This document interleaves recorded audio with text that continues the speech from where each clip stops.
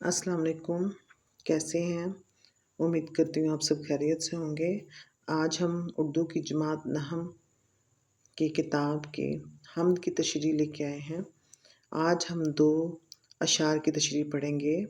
سب سے پہلا شعر ہے: یہ زمین یہ فلک، ان سے آگے تلک، جتنی دنیائیں ہیں سب میں تیری جھلک، سب سے لیکن جدا، اے خدا اے خدا۔ حمد میں آپ کو پتہ ہے نا کس کی تعریف کی جاتی ہے؟ حمد میں اللہ تعالیٰ کی تعریف بیان کی جاتی ہے۔ اس کے بعد ہم حوالہ متن لکھیں گے۔ حوالہ متن میں سب سے پہلے نظم کا عنوان ہوگا حمد، شاعر کا نام ہوگا مظفر وارثی۔ پھر مفہوم لکھیں گے: یہ زمین یہ آسمان اور ان سے بھی پرے تک، جتنے بھی عالم ہیں سب میں تیری جلوہ گری ہے، لیکن اے خدا تو سب سے الگ ہے۔ تشریح میں ہم سب لکھیں گے: شامل نصاب حمد مظفر وارثی کے مجموعہ کلام باب حرم میں لم یلد ولم یولد کے نام سے ماخوذ ہے، جس میں انہوں اللہ تعالیٰ کو مخاطب کرتے ہوئے اس کی عظمت کا اعتراف کیا ہے۔ تشریح طلب اشعار میں ایک گہرا فلسفہ اور روحانی مفہوم پوشیدہ ہے، جو خدا کی ذات کے ساتھ کائنات کے رشتے کو بیان کرتا ہے۔ شاعر نے کائنات کی وسعتوں کی طرف اشارہ کیا ہے۔ یہاں جھلک کا استعمال خدا کی ہمہ گیری کو ظاہر کرتا ہے۔ زمین اور آسمان کو محدود علامتیں بنا کر ان سے آگے لامحدود کائنات کی طرف توجہ دلائی ہے۔ شاعر کہتا ہے کہ ہر ذرے، ہر کہکشاں، ہر ممکنہ دنیا میں خدا کا نور یا وجود میں موجود ہے۔ ایک طرف خدا ہر چیز میں موجود ہے، دوسری طرف وہ اپنی ذات میں مکمل طور پر منفرد اور جدا ہے۔ یہ تصوف کی کلاسیکل تعلیمات وحدت الوجود اور وحدت المشہود کی عکاسی کرتا ہے، جس کے مطابق خدا کو ہر چیز کا منبع مانا جاتا ہے، لیکن اس حقیقت کو سمجھنے سے انسانی عقل قاصر رہتی ہے۔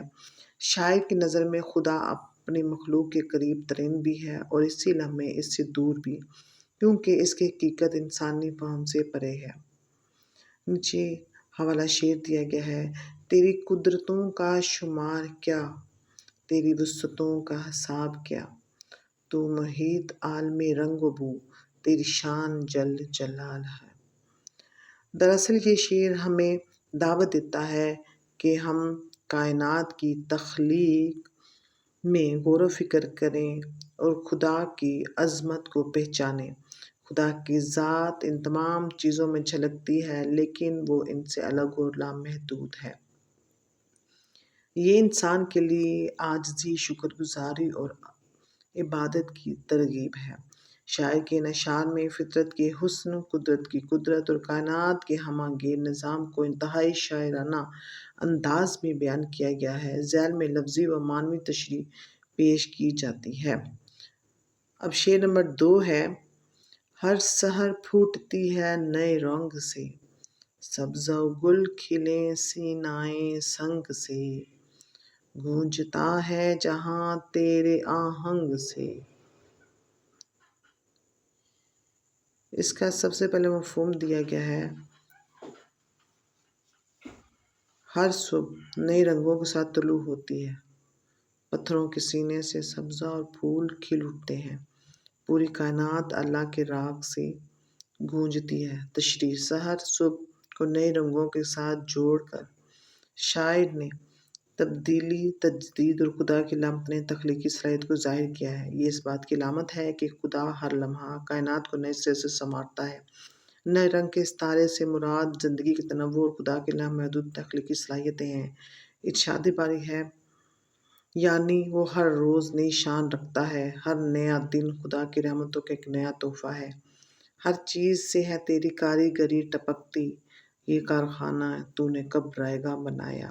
سینہ سنگ: پتھر کا سینہ سے مراد ہے بے جان اور سخت چیز، لیکن اس سے سبزہ اور پھول کا نکلنا خدا کے معجزے کی طرف اشارہ ہے۔ یہ تخلیقی قدرت کو ظاہر کرتا ہے کہ وہ ناممکن کو ممکن بناتی ہے۔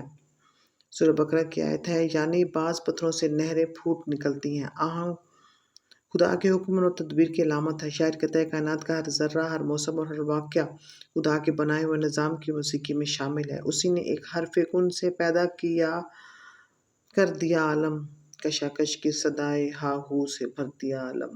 شاعر نے فطرت کے معمولی مظاہر، صبح پھول پتھر کو خدا کی عظمت کے آئینے میں دکھایا ہے، ہمیں یاد دلایا ہے کہ زندگی کا ہر نشان چاہے وہ پتھر کے چنان ہی کیوں نہ ہو، خدا کی قدرت کی گواہی دیتا ہے۔ کائنات کا ہر عمل ایک الہامی موسیقی ہے جس کا ہر سر خالق کائنات کے حکم کے تابع ہے۔